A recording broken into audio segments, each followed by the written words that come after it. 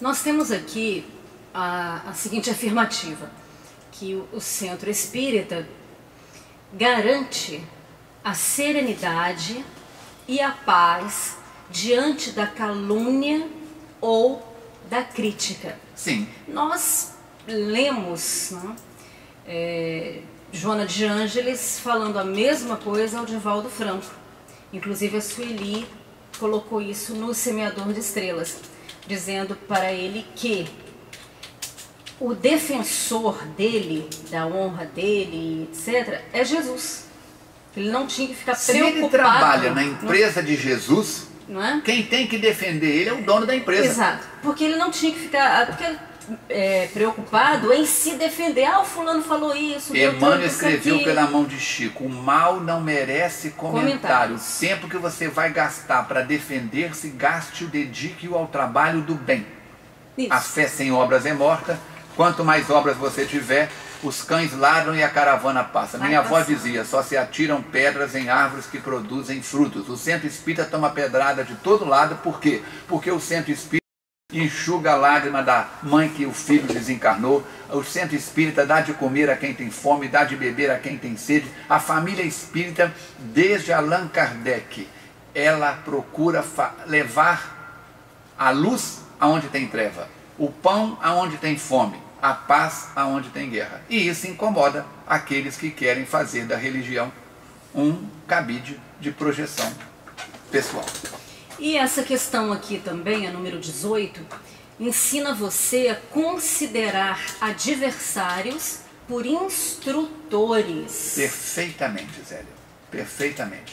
Se alguém se torna adversário do Falcone, ser humano, é um problema pessoal.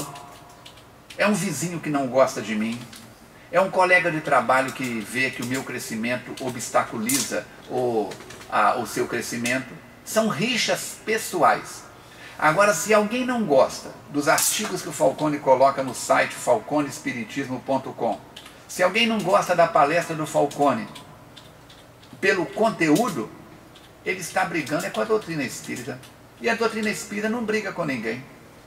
Por isso, se alguém nos calunia, se alguém diz que o espiritismo faz coisas que não faz, demonstra a ignorância da pessoa em relação ao assunto. Lembrando, Paulo, que a palavra ignorância vem do latim ignoros. Se eu disser que o Fontanella é uma pessoa ignorante, eu preciso de explicar em relação a quê? Eu trabalho há 35 anos com acupuntura. Fontanella, você conhece alguma coisa de acupuntura? Já leu alguma coisa de acupuntura? Não, mas inclusive eu vi uma entrevista sua no MGTV. Ah, sim. Mas o seu conhecimento de acupuntura é pequenininho. É pequeno. Então você é um ignorante em acupuntura. Fontanella, levanta dessa cadeira aí, deixa o Falcone sentar para mexer nesses botões aí. O programa vai pro ar? Diferente.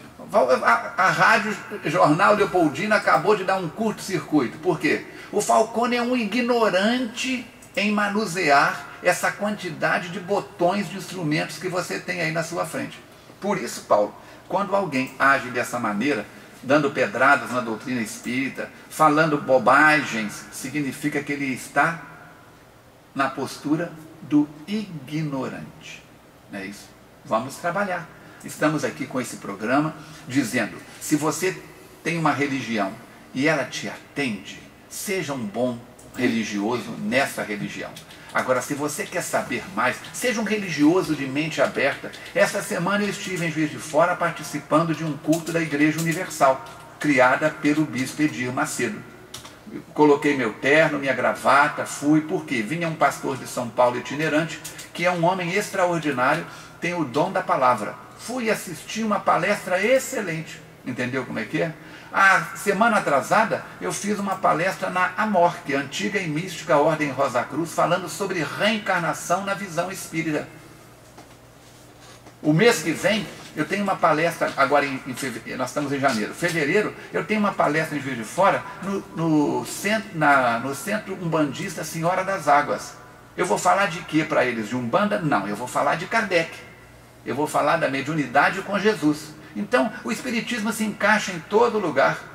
Estive agora, em dezembro, participando da loja maçônica em Juiz de Fora, falando sobre fora da caridade não há salvação. Para homens livres de diversas religiões, eu fiz uma palestra no mundo da maçonaria. Então, ide e pregai. Mas não é pregar com prego e martelo a sua verdade na cabeça dos outros, não. É ser aberto. Eu quero saber, eu quero conhecer. Eu fui a Dubai, eu estudei vários aspectos da cultura muçulmana para saber, para entender o mundo árabe e o mundo muçulmano. Seja qual for a sua religião, abra a sua cabeça e veja que Deus não é um homem, uma mulher, um ser que está só entre as quatro paredes da sua congregação. Deus está em todo lugar. Deus está no voo da asa da borboleta. Deus está na gota d'água que pinga na goteira na sua casa. Deus está presente em cada pau de fósforos que você acende. Deus está presente em tudo e na natureza, porque é imanente. Agora, quando eu agimos de maneira inconveniente, nós estamos com comportamentos pessoais usando o livre-arbítrio para coisas inconvenientes. Errar ainda faz parte da nossa natureza. Agora, permanecer no erro, diz o povo lá fora que é burrice. Mateus diz que permanecer no erro é falta de autoestima. Está no Evangelho, é necessário escândalo. Mas ai daquele que for motivo de escândalo. Então vamos trabalhar. Falcone, as pessoas vêm muito à casa espírita em função de sofrimentos morais e físicos. Sim. Né? Naturalmente. Normalmente, pelo menos para a nossa realidade aqui, as questões são essas. Eu já tinha ouvido falar em doutrina espírita, ou isso, ou aquilo, outro. A dor traz muita gente ao centro exato, espírita. é o termo, a dor. Seja ela, então, física ou moral. E as pessoas muitas vezes nos perguntam, trazem questões acerca desta dor física. Peraí, tudo bem, mas eu tenho que saber quem está falando. Como se nós tivéssemos uma resposta. Ele tem certeza de que nós, espíritas, temos uma resposta para aquela questão. Sim. De onde? Por exemplo, fala pra gente assim, eu tô com um problema tal, meu filho está com tal doença, do toque, por exemplo. Que você acha que eu posso fazer? Né? Será que lá no centro tem alguma coisa que se possa fazer? Qual que é a situação que você está falando? Normalmente a primeira pergunta que a gente faz está havendo acompanhamento médico. Né?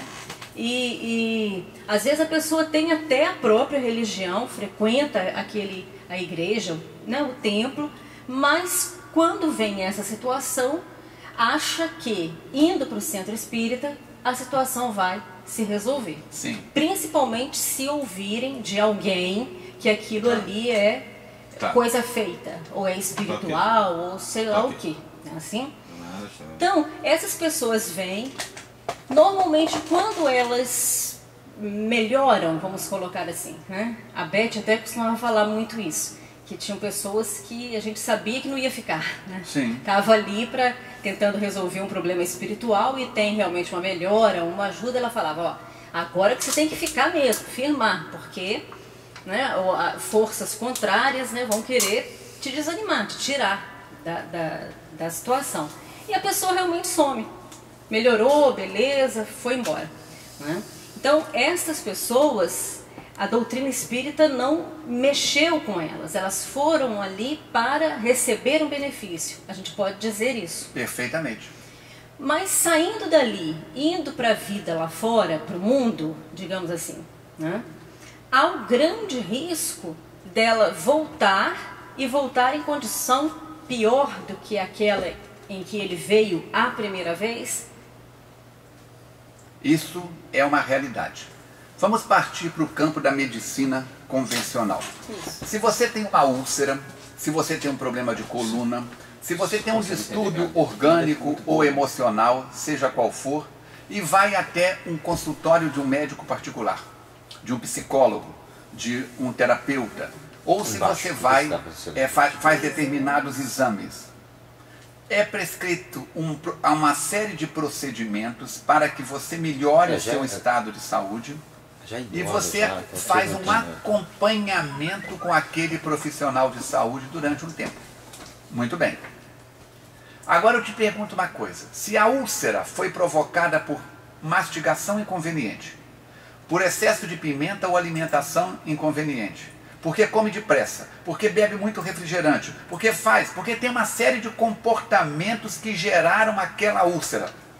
Se for necessário uma cirurgia, o paciente é deitado numa mesa cirúrgica e é colocado para ele um procedimento cirúrgico. Terminada a cirurgia, está livre da úlcera. Se ele não modificar os comportamentos, o que vai acontecer daqui a pouco? Outra úlcera ou um caso mais grave.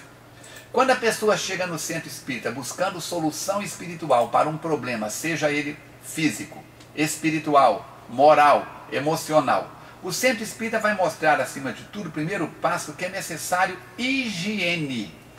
Se o seu corpo, que está a caminho do cemitério, precisa de sabonete, desodorante, hidratante, creme, para poder ser utilizado como um bom instrumento, imagina a higiene moral, a higiene espiritual. A pessoa faz o tratamento no centro espírita. Terminado o tratamento, se além de buscar o alívio das dores, eles se interessarem em estudar a doutrina espírita, a escola espírita está aberta.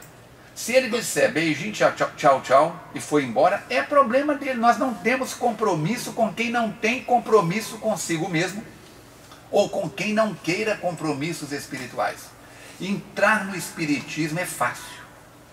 O desafio é o espiritismo entrar em nós.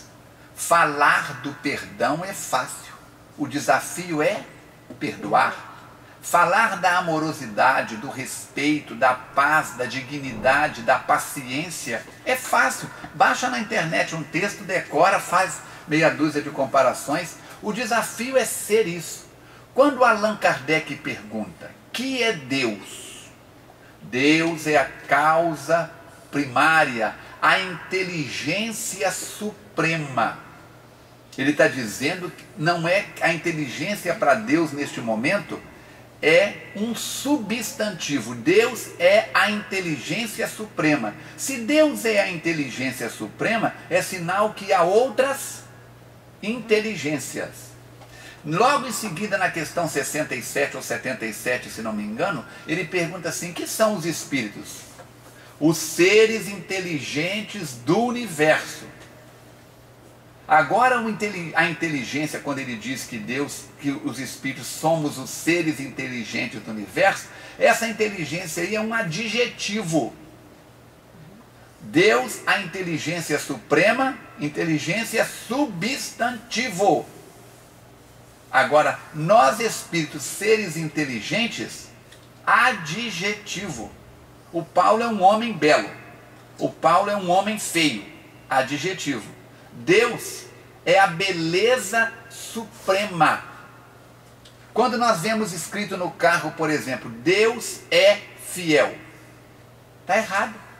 Por quê? Deus não é fiel. Fiel é um atributo. Deus não tem atributos. Ele é o conjunto de atributos pleno. Deus é a fidelidade. Fiel precisa de ser aquele que crê em Deus. Dá para entender? Sim. A partir desse princípio, então, o centro espírita tem compromisso com quem quer buscar essa verdade suprema que é Deus, numa abertura da própria mente, e quer o adjetivo de ser cada dia mais inteligente.